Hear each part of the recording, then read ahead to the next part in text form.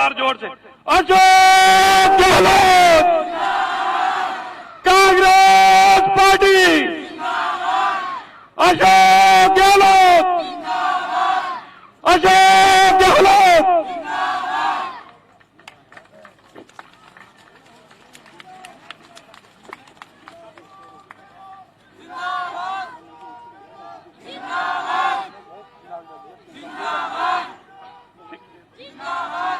अब मैं निवेदन करना चाहूं कि आपके अपने उम्मीदवार भाई नागराज जी पधारे और स्वागत रूप दो भाषण का है। और दूसरी चीज भाई रूपलाल जी, भाई जग जितेंद्र सिंह जी साहब का स्वागत करेंगे। धन्यवाद। बोले भारत माता की, कांग्रेस पार्टी।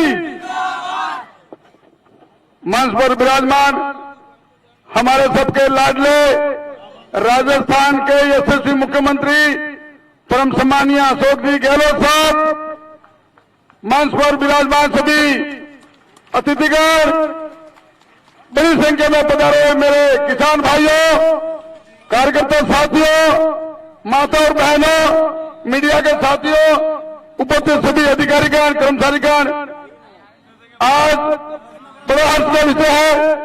हमारे बीच में राजस्थान के यशस्वी मुख्यमंत्री सम्मानीय अशोक जी गहलोत साहब यहाँ पधारे हैं।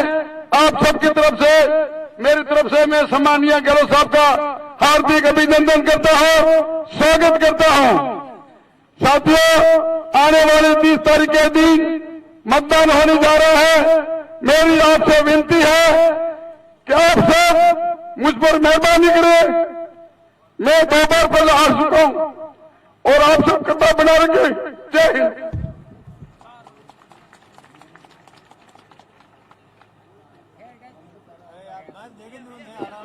अब मैं हमारे राजस्थान के किसानों के, गरीबों के, मजदूरों के मसीहा रीढ़ की हड्डी सम्मानीय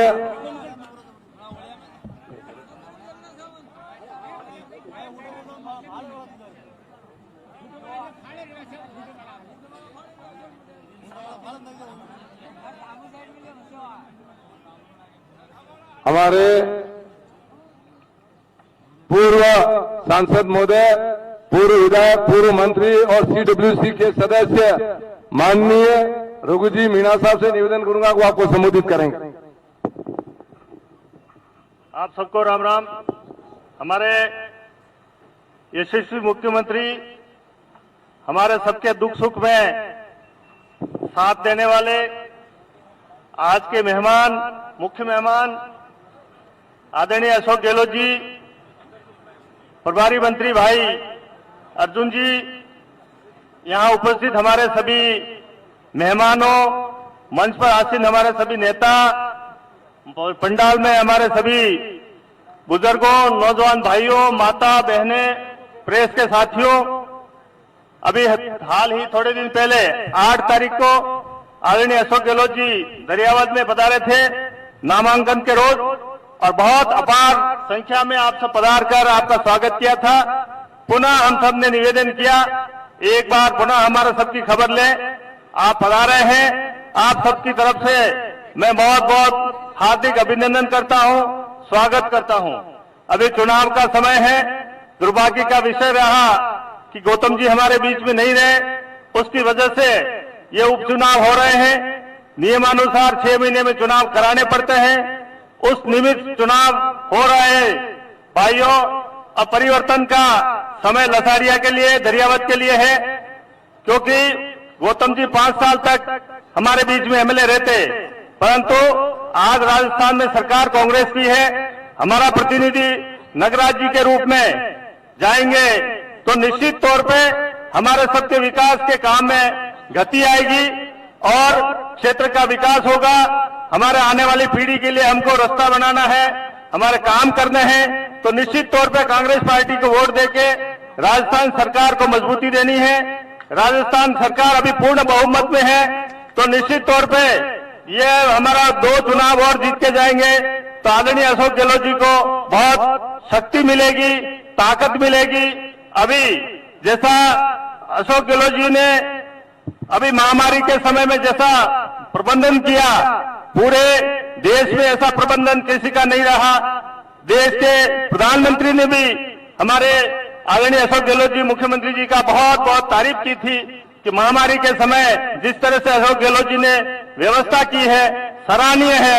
इसलिए आज हमारे बीच में आके भारतीय जनता पार्टी के लोग गला फाड़ फाड़ के कहते हैं अशोक गहलोत जी ने कुछ नहीं किया, पर अशोक गहलोत जी ने और कांग्रेस पार्टी ने जो किया है ऐसा कोई कर नहीं सकता है। आज तक जितने भी संपत्तियां खड़ी की थी, जितने भी कारखाने बनाए थे, जितने भी व्यवस्था की थी, उनको बेच बेच के देश का काम चला रहे हैं। अभी हम उदयपुर से आए, हम रास्ते में देख रहे थे पेट्रोल पंप पे पेट्रोल भरवा रहे थे।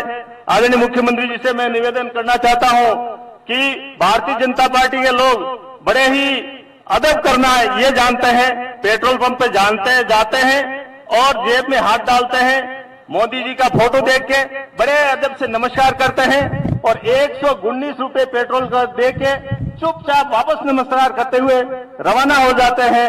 इसलिए हम सब अब जान गए हैं कि कथनी और करनी में इनका बहुत फर्क है।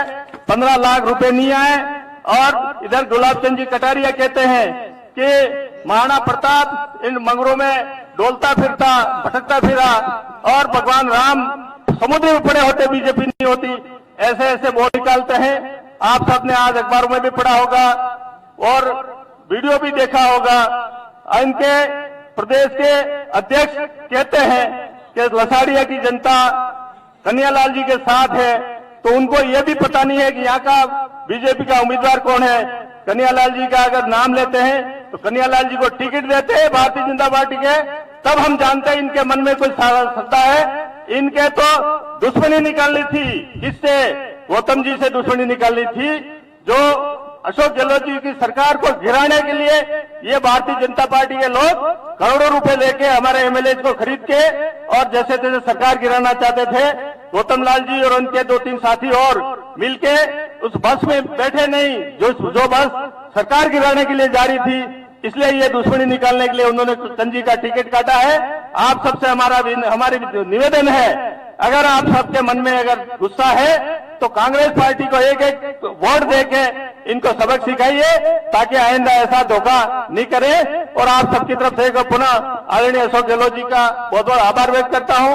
हमारे लसाड़िया विधानसभा क्षेत्र में, विधानसभा दरियावद क्षेत्र में, लसाड़िया क्षेत्र में सड़कों की बहुत जरूरत है।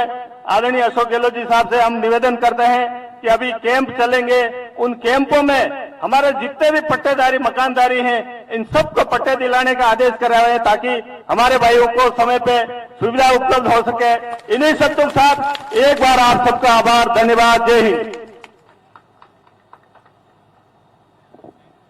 अब हमारे राजस्थान के गरीबों के, मजदूरों के, किसानों के मसीहा सम्मानीय मुख्यमंत्री महोदय अशोक जी गहलोत साहब से निवेदन करूंगा कि वो आपको संबोधित करेंगे।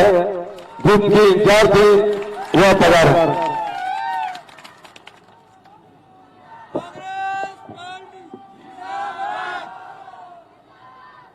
हमारे कांग्रेस के प्रत्याशी मीणा जी,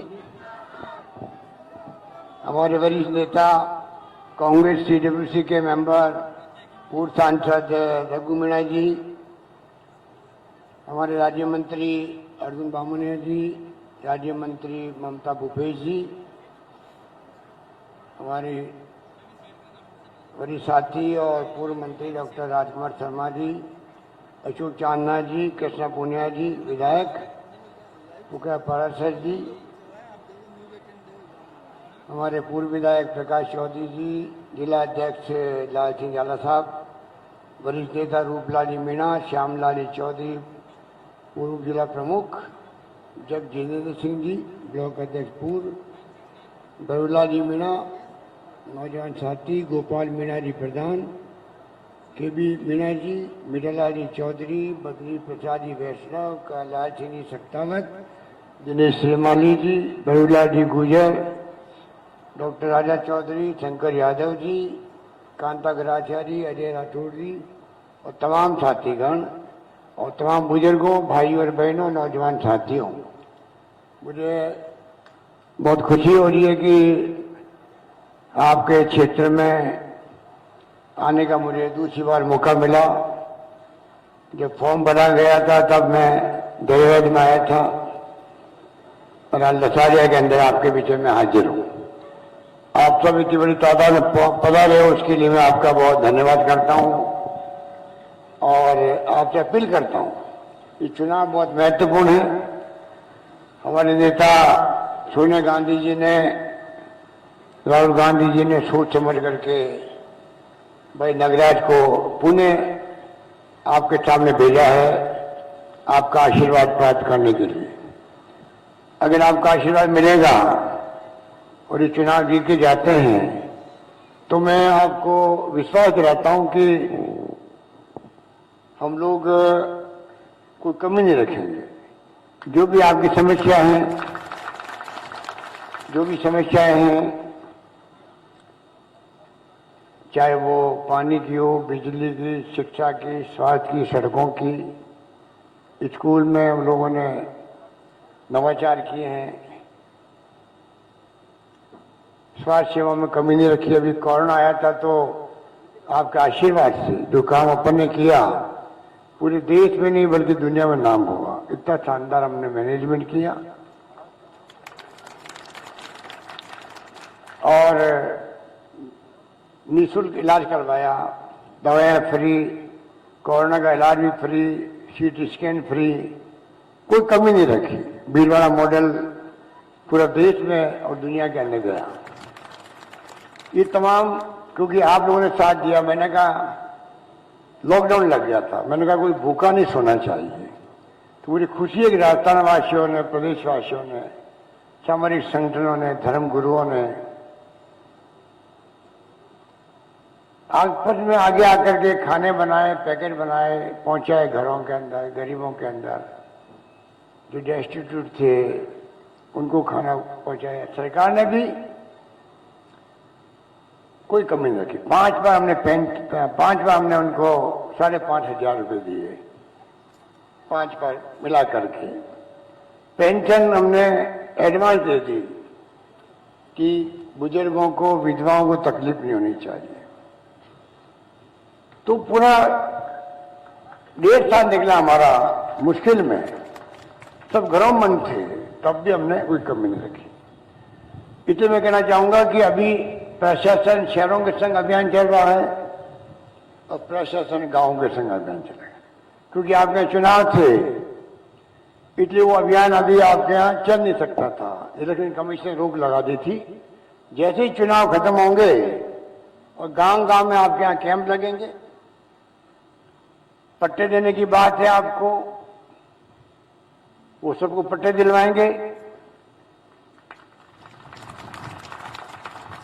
राजस्थान भर में कैंप चल रहा है, अभी नगर पालिकाओं में चल रहे हैं और गांव में भी चल रहे हैं। हम चाहते हैं कि आप लोगों को जो वर्षों से आप लोग काबिज है वहां पर जमीन पे,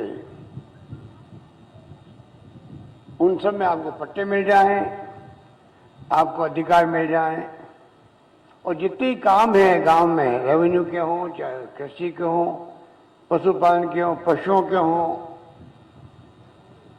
कोई 22 विभाग है, 22 विभागों के काम उन कैंपों में बैठ के होंगे। तो आप सोच सकते हैं कि उसमें आपको बहुत बड़ी राहत मिलने वाली है। ये चुनाव बड़ा हमारे लिए महत्वपूर्ण है। 2 बाई इलेक्शन है, वल्लभ नगर में और आपके यहाँ पर। इससे सरकारें ना गिरती है ना बनती है। और विपक्ष में तो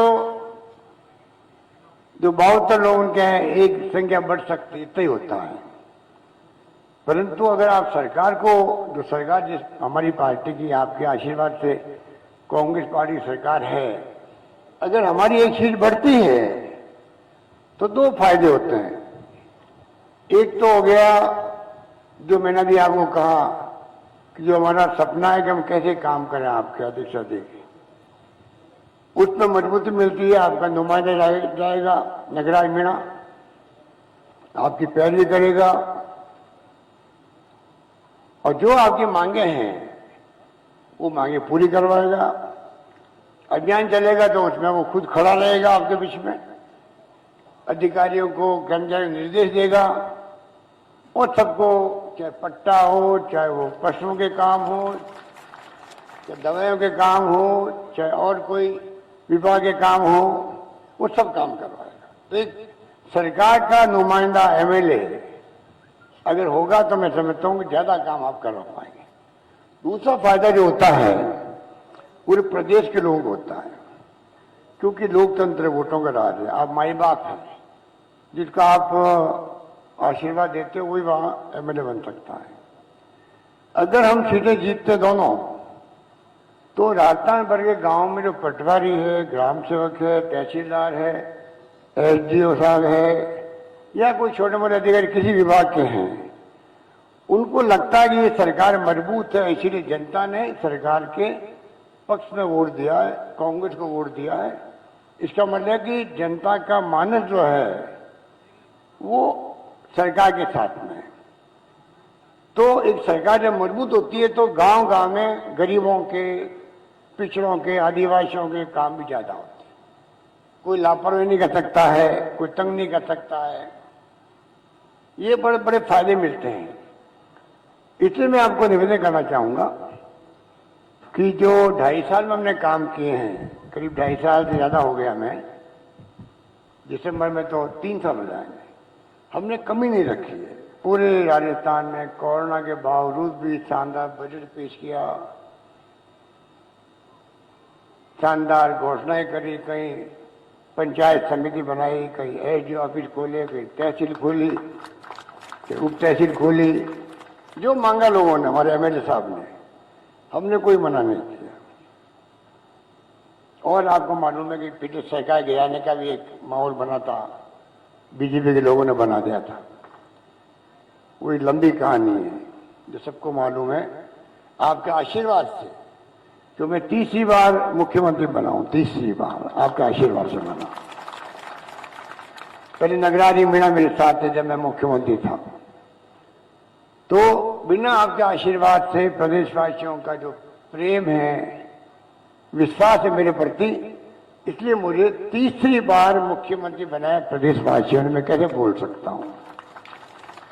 इसलिए मैं 24 घंटे काम करूं उन गरीबों के लिए, दलितों के लिए, आदिवासियों के लिए, पिछड़ों के लिए, आम जनता के लिए, प्रदेशवासियों के लिए, तो ये कम पड़ता है। उसी रूप में मैं काम कर रहा हूं, रात दिन एक कर रहा हूं कि राजस्थान का विकास हो, नौजवानों को नौकरी मिले। अभी हमने 1 लाख नौकरी लगा दी है और करीब 25,000 से 30,000 नौकरियां चल रही है पाइपलाइन के अंदर, और रोज नौकरियां खुलती जा रही है। उनका अलग ध्यान रख रहे हैं हम लोग, नौजवानों का। और साथ में किस प्रकार से राजस्थान विकास हो, बड़े रूप में हमने गांव गांव में सड़कों के प्रोग्राम बनाए हैं। और तो और स्कूलें जो है, अब जमाना बदल गया। मैं आपसे भी निवेदन करना चाहूंगा, जमाना बदल गया, मोबाइल फोन आ गए नौजवानों के पास में, और नौजवानों के पास मोबाइल फोन में इतनी जानकारियां हैं, इतने इंस्ट्रूमेंट में, पूरी दुनिया की जानकारी उसके अंदर होती है। उसमें अगर जो आदमी पढ़ा लिखा होगा, परिवार इंग्लिश अंग्रेजी जानता होगा, तो और ज्यादा उस पर लाभ मिलेगा। हम पीछे क्यों रहें? जमाना वो आ गया, जो जाति, जो बिरादरी, जो वर्ग, चाहे वो आदिवासी है, दलित है, पिछड़े हैं, महिलाएं हैं, जो पढ़े लिखे करेगी, उसके परिवार में खुशहाली आएगी, कोई कमी नहीं रहेगी। इतनी तनख्वाह मिलती है आजकल, लाखों करोड़ों रुपये तनख्वाह मिलती है। तो हमारा प्रयास है, गांव गांव में स्कूल हम खोल रहे हैं अंग्रेजी के। अभी आपके यहाँ एप्लीकेशन दी मुझे किसी ने, उसमें लिखा हमारे यहाँ अंग्रेजी स्कूल खोलो, दसाड़िया ने। तो इसका मतलब लोगों में रुझान है कि किस प्रकार से हम पढ़ाई में आगे बढ़े। महंगाई आप देख रहे हो कितनी बढ़ रही है। अब पेट्रोल डीजल के दाम इतने बढ़ा रही है भारत सरकार कि विपक्ष खूब बोलते हैं, राहुल गांधी बोलते हैं, सब लोग हल्ला करते हैं, भाई आप ये क्या कर रहे हो। रोज गैस का सिलेंडर महंगा, पेट्रोल महंगा, डीजल महंगा होता जा रहा, 100 का पार हो गया। और पहले विपक्ष में थे तो हम लोगों को ये कहते थे कि आरोप लगाते थे 60 रुपये पेट्रोल क्यों हो गया है, अब तो 110 रुपये पेट्रोल क्यों हो गया। हम पूछते हैं उनसे, कोई जवाब है उनके पास में? कोई जवाब नहीं। इसलिए मैं निवेदन करना चाहूंगा, कृपा करके आप लोग, सरकार ने ध्यान देगा किसानों का भी। एक तरफ तो किसान लोग बैठे हुए हैं, 1 साल हो गए धरना दिए हुए पंजाब के बॉर्डर पर, दिल्ली के बॉर्डर। क्या बीतती, 600 किसान मारे गए। अब सर्दी और आ रही है, सर्दी बैठे रहना पड़ेगा अगर सरकार ने काले कानून वापस नहीं लिए, और तकलीफ आएगी। तो ये जो लोकतंत्र है उसमें जनता की आवाज सुननी पड़ती है, और किसान तो हमारा अन्नदाता है, जो खेती करता है वो अन्नदाता है। उसकी भावनाओं का कदर करना हमारा फर्ज बनता है, जो सरकार में होते हैं। बातचीत से समझे का हल निकलता है, वो कदर करना हमारा फर्ज बनता है, जो सरकार में होते हैं। बातचीत से समझे का हल निकलता है, वो हल नहीं निकला, उसका हमें देखना पड़ेगा क्या करें। इसलिए मैंने कहा कि हमने कोई कमी नहीं रखी है, सब क्षेत्रों में काम किए हैं। और तो मेडिकल में तो हमने रिकॉर्ड बना दिया। पिछली बार जब मैं दूसरी बार मुख्यमंत्री था तब हम दवाएं फ्री करी थी, जांचें फ्री कर दी। इस बार तो एक नई स्कीम लेकर आए हम, चिरंजीव योजना। मुख्यमंत्री आपको सबको जो है यहाँ बैठे हुए हो, इन सबको जानकारी होगी। आपने जन आधार में अपना रजिस्ट्रेशन करवा लिया होगा। आप सबका, पूरे प्रदेशवासियों का, पूरे देश में एकमात्र राजस्थान है जहां पर 5 लाख तक का इलाज, आपका 5 लाख तक का इलाज फ्री है। चाहे आप उदयपुर जाओ, चाहे कहीं जाओ, चाहे आप सरकारी अस्पताल में जाओगे या प्राइवेट में भी जाओगे, प्राइवेट में भी जहां 1 लाख 2 लाख का बिल तो आराम से बन जाता है। गरीब आदमी दे नहीं पाता, गहने बेचता बेचारा माँ बाप की सेवा करने के लिए, मकान गिरवी रखता है, भाई मेरे को माँ बाप की सेवा करने, बचाना मेरे बच्चे को या माँ बाप को, किसी को भी। 5 लाख तक का प्रति परिवार हम लोगों ने बीमा करवा दिया आपका। अगर पैसा वाला है तो खाली 850 रुपये दे रहा हो, बाकी सब लोगों का फ्री बीमा आपका हो गया है कि 5 लाख तक का इलाज आप कहीं भी जाओगे तो 1 रुपया देना ही नहीं पड़ेगा आपको, कैशलेस है। अंदर जाओ, बाहर निकलो, चाहे वो 2 लाख का बिल है, 2.5 लाख का बिल है, आपको 1 रुपया नहीं देना है। तो आप सोच सकते हो कि 5 दिन, जब कोई बीमार पड़ता है, अस्पताल भर्ती होता है, उसे 5 दिन पहले से, और जब ठीक होकर घर जाएंगे 15 दिन बाद तक का पैकेज हो, क्योंकि दवाएं दें फ्री मिलेगी आपको बाद में भी, घर जाने के बाद में भी।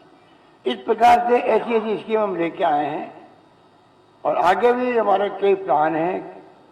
आप लोगों के कई सपने हैं प्रदेशवासियों के लिए, उनको हमें पूरा करना है। अगला मार्च में बजट आएगा और हम घोषणाएं करेंगे आप सबसे पूछ करके कि आप क्या चाहते हो, प्रदेशवासी क्या चाहते हैं, उनकी जो भावनाएं होगी तो आगे बढ़ाएंगे। इसलिए मुझे लंबी बात नहीं करनी है। कल मुझे जयपुर में हमारे मीडिया के साथियों ने कहा दरियावत के बारे में। मेरे दरियावत में हमारे ये बीजेपी के आरएसएस के लोग, आप जानते हो कि गांव गांव में घूमते रहते हैं, गुमराह करते हैं लोगों को। उनको कोई पूछे आपके राज्य में महंगाई क्यों बढ़ती जा रही है, कोई जवाब है इनके पास? रोज पेट्रोल डीजल गैस के दाम बढ़ते जा रहे हैं। 1000 रुपये हो गया, 300 रुपये था गैस का, आज 1000 रुपये हो गया।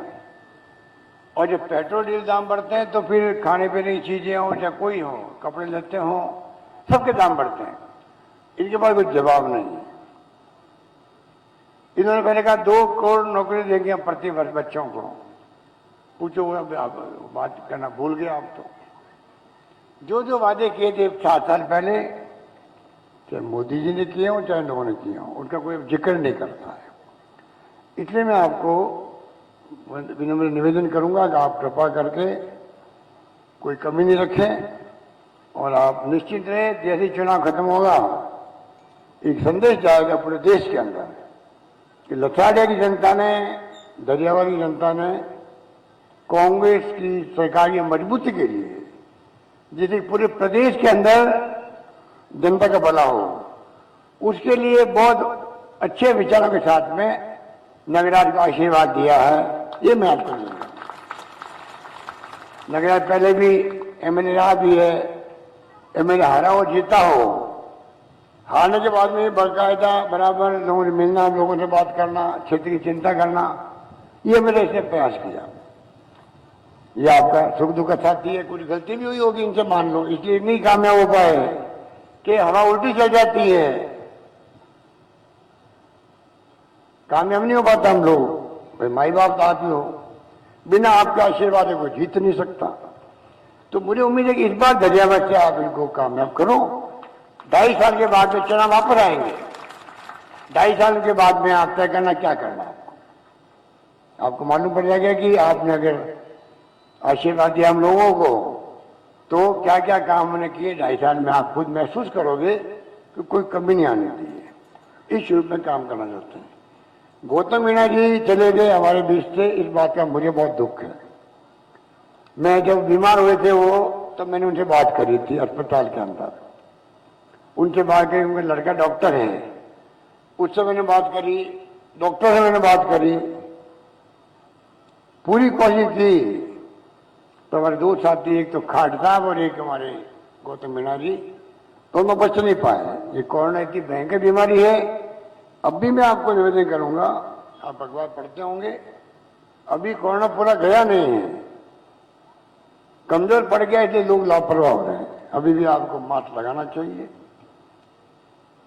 बाहर कम से कम निकले, बिना मतलब नहीं निकले, दूरी बनाए रखें बैठने में। अभी दूरी बनाई हुई नहीं है यहाँ पर, क्या करें हम, कितनी कहते हैं आपको, पर जब मीटिंग होती है तो लोग फिर पास पास बैठ ही जाते हैं।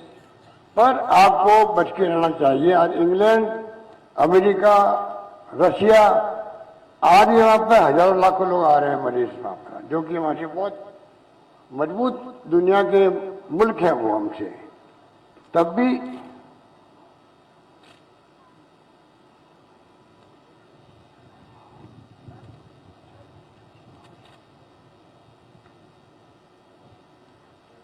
भी मतलब हम लोगों ने कोई कमी नहीं रखी।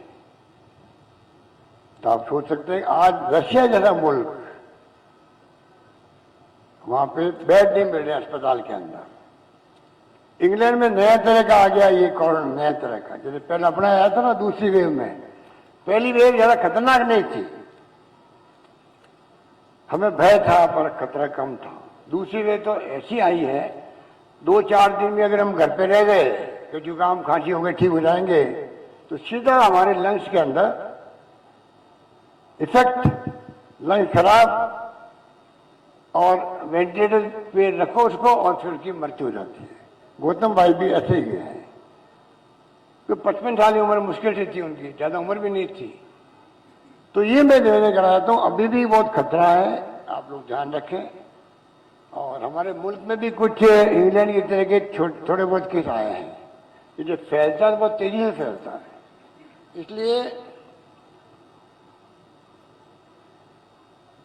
इसलिए जो है आपको देखना पड़ेगा कि आप भी समझो आगे ना आगे। अभी मैं गया वहां पर, गौतम भाई के बैठने गया, तो हमारे बीजेपी को मालूम पड़ा हुआ नेताओं को, उससे उनको तकलीफ होती है।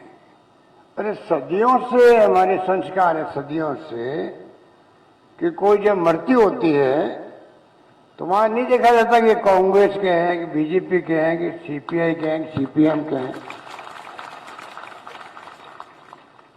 जाति का है कि जाति का, कि धर्म का है।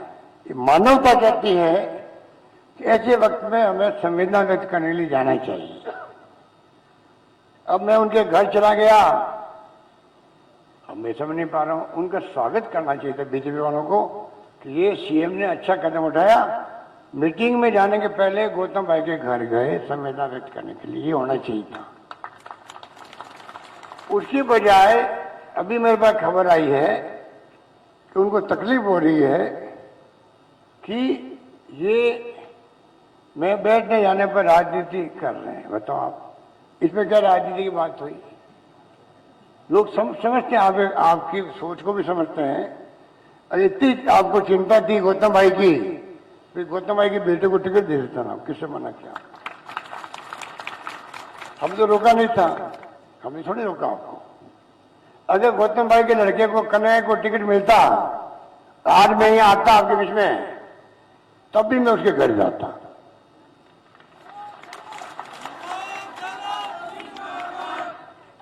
अगर हमारे नगरा के सामने कन्हैयालाल होता प्रधान साहब, तब भी हम आज उनके घर जाते। यही तो हमारी खूबी है देश की।